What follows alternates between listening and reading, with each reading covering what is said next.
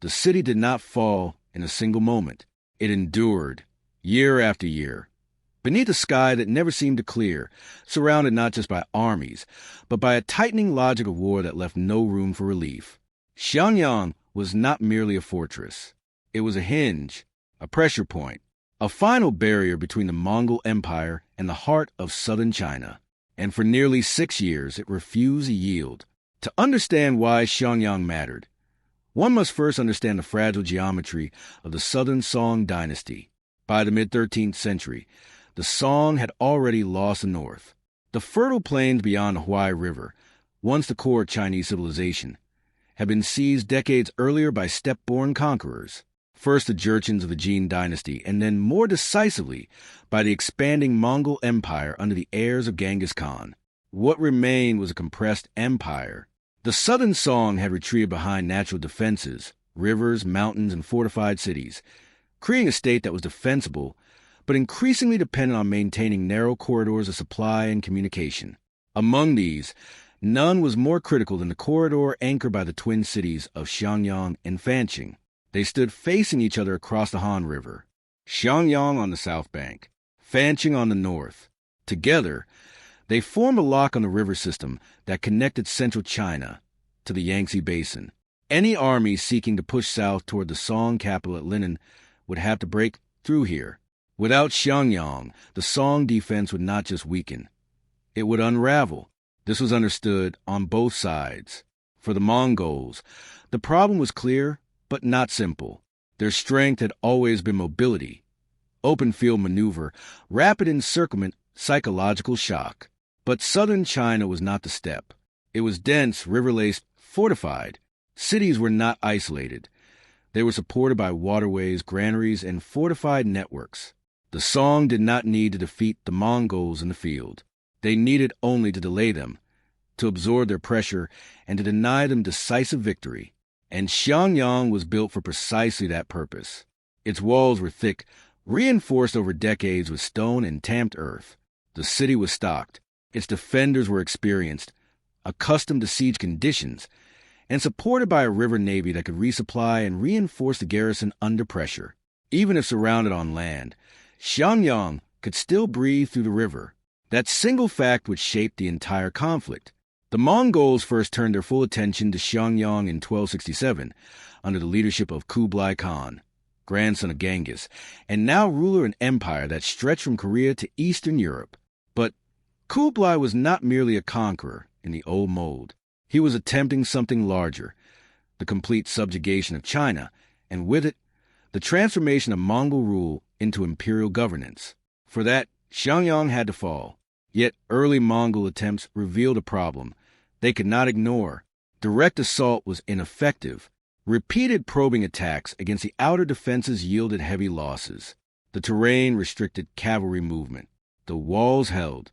Song defenders responded with disciplined coordination, rotating troops, managing supplies, and using the river to maintain operational flexibility. The Mongols could encircle, but not seal, and as long as Xiangyang remained open to the river, it could not be starved into submission. So the Mongol strategy began to shift. Instead of seeking immediate victory, they settled into something far more demanding, a prolonged siege. This was not typical Mongol warfare. It required patience, infrastructure, and a level of logistical organization that stretched beyond the traditions of the steppe. Encampments were established around the city. Supply lines were extended and protected. Siege works began to take shape, not for quick assault, but for long-term pressure. At the same time, the Mongols targeted Fancheng across the river, recognizing that the twin city system could not function if one half was neutralized. The intention was clear: isolate Xiangyang, reduce its ability to coordinate, and gradually constrict its access to the river. But even this proved difficult. Song River forces remained active. Convoys continued to slip through, sometimes under cover of darkness, sometimes through direct engagement. The defenders of Xiangyang were not passive. They launched sorties, disrupted Mongol construction, and maintained communication with the broader Song command.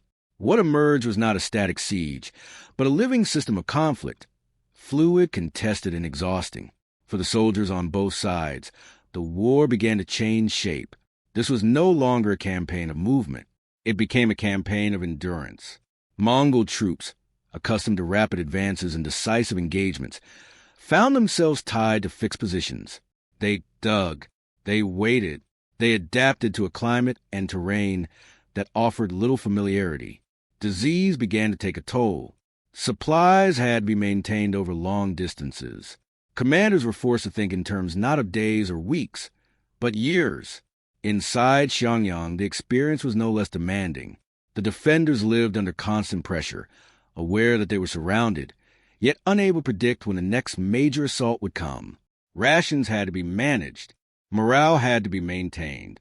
The knowledge that the city was a key to the survival of the dynasty added weight to every decision. Leadership mattered here. Song commanders in Xiangyang were not reckless. They understood the importance of conservation, of stretching resources, of avoiding unnecessary losses, of preserving the defensive integrity of the city. Every sortie was calculated, every response measured, but the broader strategic picture was less stable. The southern Song court, distant in Linen, faced its own pressures, political factionalism, resource constraints, and a constant need to defend multiple fronts. Reinforcements would be sent, but not without cost. And every delay at Xiangyang, while buying time, also prolonged the strain on the empire as a whole. For Kublai Khan, the situation demanded innovation. He could not afford an indefinite stalemate. The longer Xiangyang held, the more it exposed the limitations of Mongol power in this new environment. The empire that had conquered vast territories through speed and shock now faced a fortified system that required a different kind of warfare, one that blended engineering, naval coordination, and sustained pressure. This realization marked a turning point, not yet visible on the battlefield, but already forming in the decisions being made behind the lines. The Mongols began to look outward. If they could not break Xiangyang with traditional methods, they would need new tools, new techniques capable of overcoming walls that had been designed specifically to resist them. And beyond the siege lines, across the vast network of the Mongol Empire, such tools did exist. Engineers, siege specialists, men who had studied the art of breaking cities not through brute force, but through calculated destruction. But bringing them to Xiangyang would take time.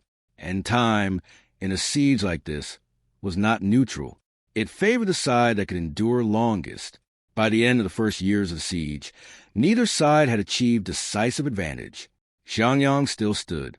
The river still flowed. The Mongols remained outside the walls, pressing, adapting, waiting. Yet beneath this apparent balance, something was shifting. The Mongols were learning.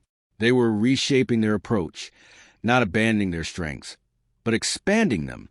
The Siege of Xinyang was no longer just a military operation. It was becoming a test of whether the Mongol Empire could evolve beyond its origins. Inside the city, the defenders could not yet see this transformation. They saw only the enemy beyond the walls, persistent, disciplined, and increasingly entrenched.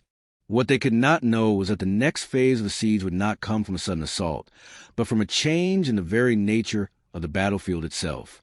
A change that would turn endurance into vulnerability and patience into collapse. By the third year of the siege, the war around Xiangyang had lost any illusion of movement.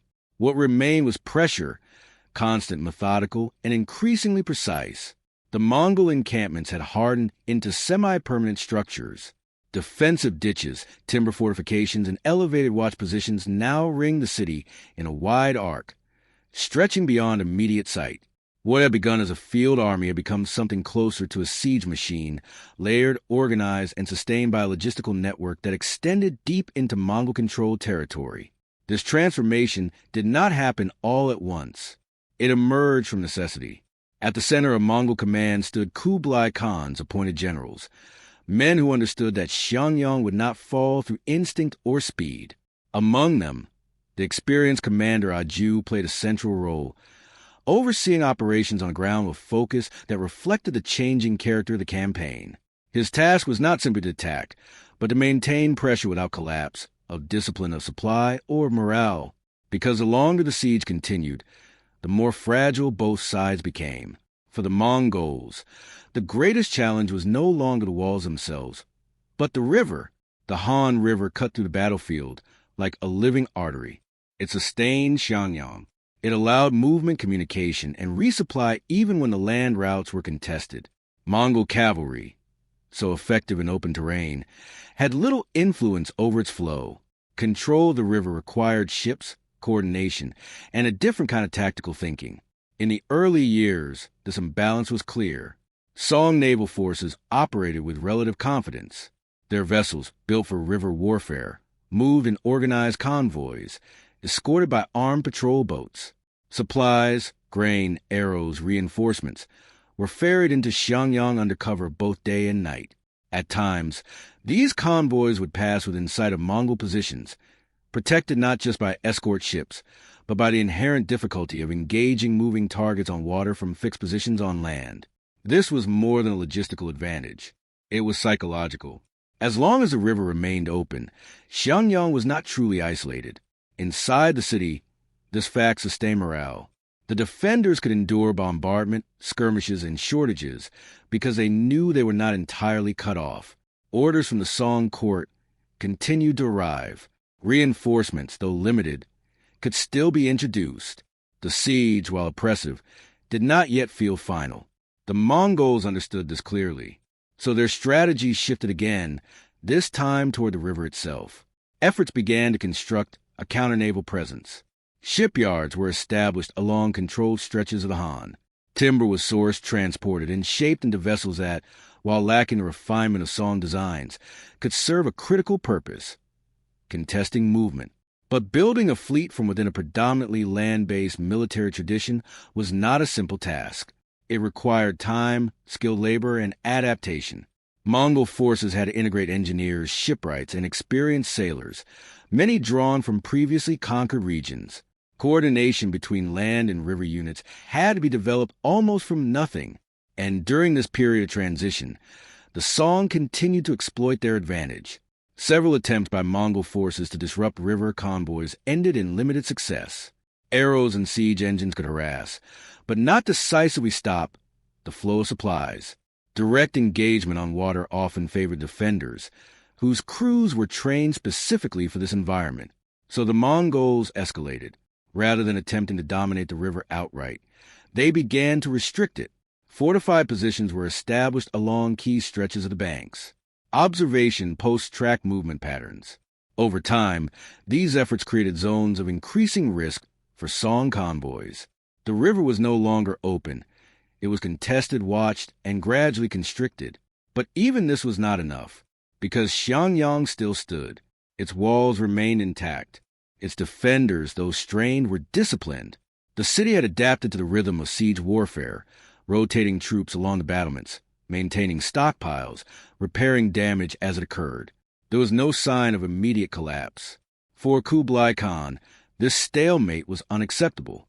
He needed a decisive shift, and that shift would come not from within the existing Mongol system, but from beyond it, across the vast expanse of the empire, from the western regions where Mongol rule had absorbed the knowledge of Persian and Middle Eastern engineers.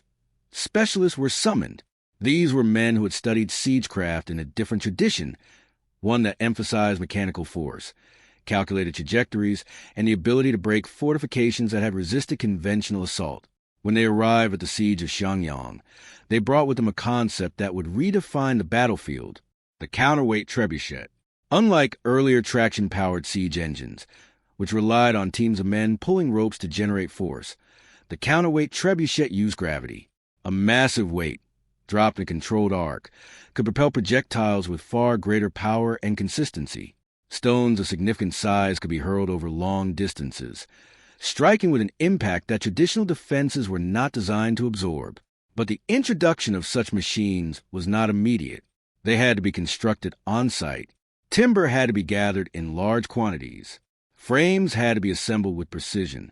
Counterweights, often composed of packed earth or stone, had to be calibrated.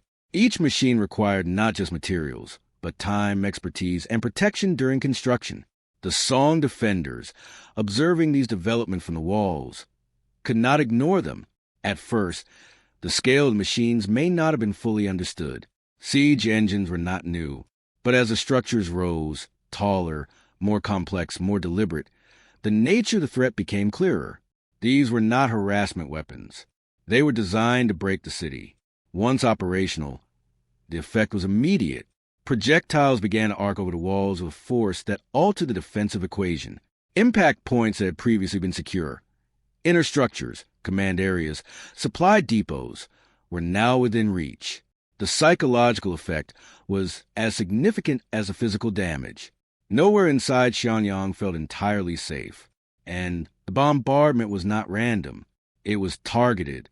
Sections of wall were repeatedly struck, not in a single overwhelming barrage, but in a sustained pattern designed to weaken structural integrity over time. Repairs became more difficult. Defensive crews were forced to operate under constant threat, knowing that any concentration of activity could draw fire. At the same time, pressure on Fancheng intensified. The Mongols recognized that the northern city, more exposed and less capable of sustained resistance under heavy bombardment, represented a critical vulnerability. If Fancheng could be taken, Xiangyang would lose not only a defensive partner, but a key element of its strategic depth. So the siege narrowed. Resources, attention, and firepower began to focus increasingly on this secondary target. Inside Fancheng, conditions deteriorated rapidly. The walls, subjected to the same new form of bombardment, began to show signs of failure. Supplies were strained. Communication with Xiangyang became more dangerous as Mongol control of the river tightened. Relief efforts from the Song became riskier, less frequent, and more costly. For the soldiers within, the war became immediate. There was no longer a sense of distant endurance. Each day brought visible degradation, of defenses, of numbers, of options. Commanders faced decisions not about how to hold indefinitely, but how long holding remained possible. And across the river, in Xiangyang, these developments could not be ignored. The defenders could see the strain on Fancheng. They understood what its fall would mean, yet their ability to intervene was limited. Any major attempt to break the siege lines risked exposing their own position. The balance between action and preservation became increasingly difficult to maintain. This was the pressure the Mongols had been building toward, not a sudden breakthrough, but a layered collapse, beginning at the edges, moving inward, forcing the defenders into a narrowing set of choices. By the time the full capability of a new siege engine was realized, the nature of the conflict had changed irreversibly. Xiangyang was no longer resisting a siege. It was being dismantled. The collapse did not begin at Xiangyang. It began across the river. By late 1272, Fancheng had absorbed the full weight of the Mongol adaptation.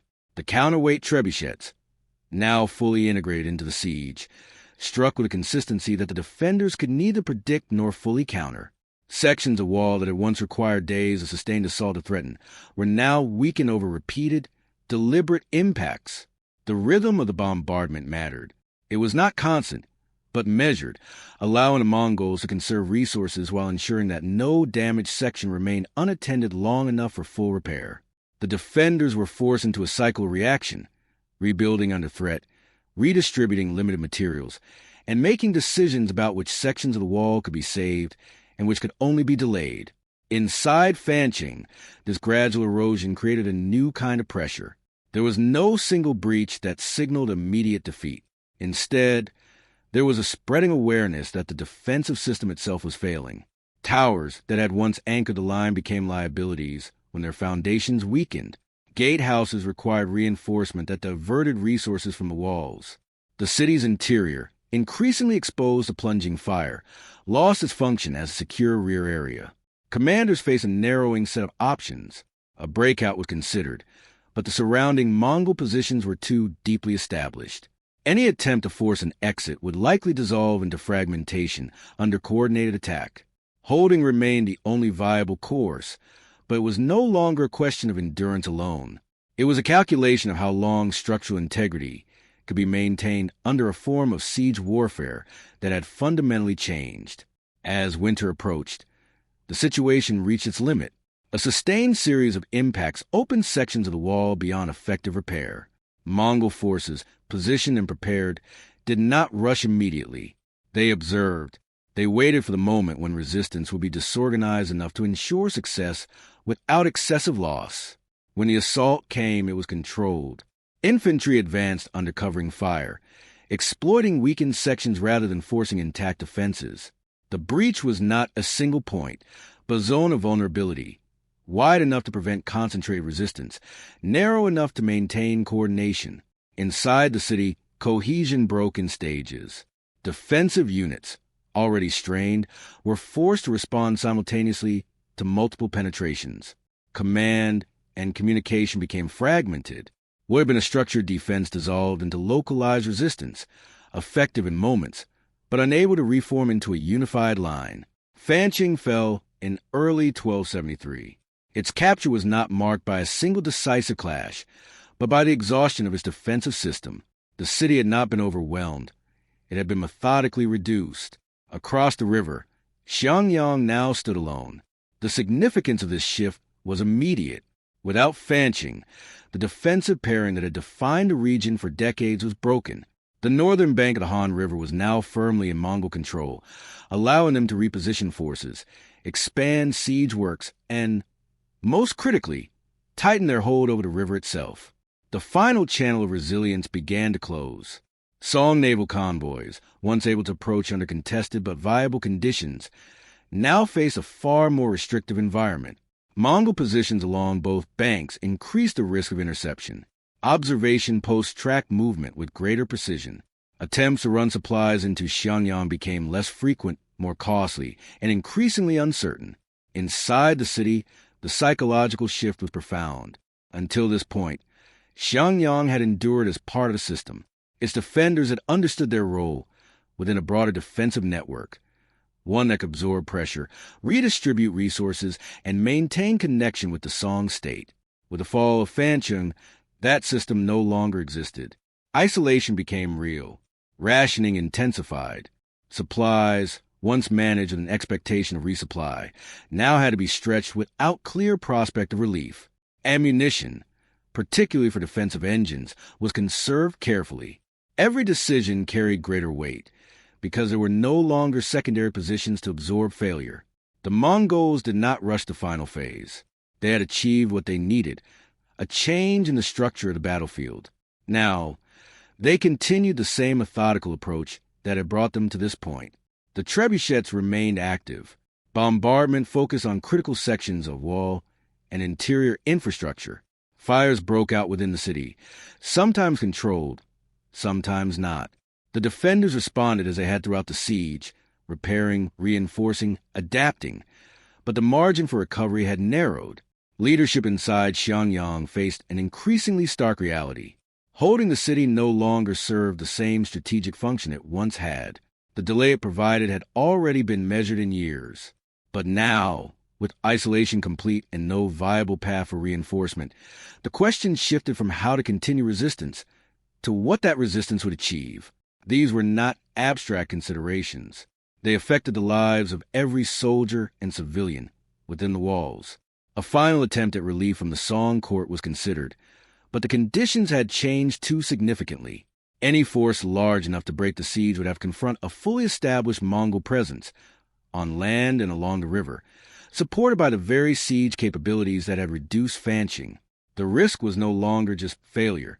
It was a loss of additional armies in an environment that favored the besiegers. So Xiangyang remained alone. The end, when it came, was not sudden. It emerged from the same slow logic that had defined the siege from the beginning. Negotiations began not from a position of strength, but from recognition. The defenders had fulfilled their role to the limit of what was materially possible. Continued resistance would not restore the strategic balance. It would only extend suffering without altering the outcome. In early 1273, Xiangyang surrendered. The city that had held for nearly 6 years, through adaptation, discipline, and endurance, passed into Mongol control. But the fall of Xiangyang was not simply the end of a siege. It was a removal of a barrier. With the Han River corridor secured, the Mongols gained access to the Yangtze Basin, the core of the southern Song state. The defensive geography that protected the dynasty for decades was now compromised. The systems that relied on controlled waterways and fortified nodes could no longer function as intended. The consequences unfolded quickly. Mongol forces, no longer constrained by the need to break through Xiangyang, advanced southward with increasing momentum. Cities that had depended on the northern defenses found themselves exposed. The strategic depth of the Song collapsed, not in a single moment, but through a chain of losses that could no longer be contained. Within 6 years, the southern Song Dynasty would cease to exist. The significance of Xiangyang extended beyond its walls. It marked a transition in the nature of Mongol warfare, a demonstration that the empire could adapt to environments that neutralized its traditional strengths. The integration of foreign engineering knowledge, the development of naval capabilities, and the willingness to engage in prolonged siege warfare all contributed to a form of conquest that was no longer defined solely by speed and shock. For the defenders, Xiangyang became a measure of resistance, not because it changed the final outcome, but because it delayed it, forcing the Mongols to confront the limits of their approach, and in doing so, to transform it. The siege revealed something fundamental, that even the most formidable empires are shaped not just by their victories, but by the challenges that force them to evolve. And at Xiangyang, that evolution came at the cost of time, resources, and lives on both sides of the walls. The city did not fall in a single moment. It fell through a process that, once complete, reshaped the course of dynasty and the balance of power across an entire region.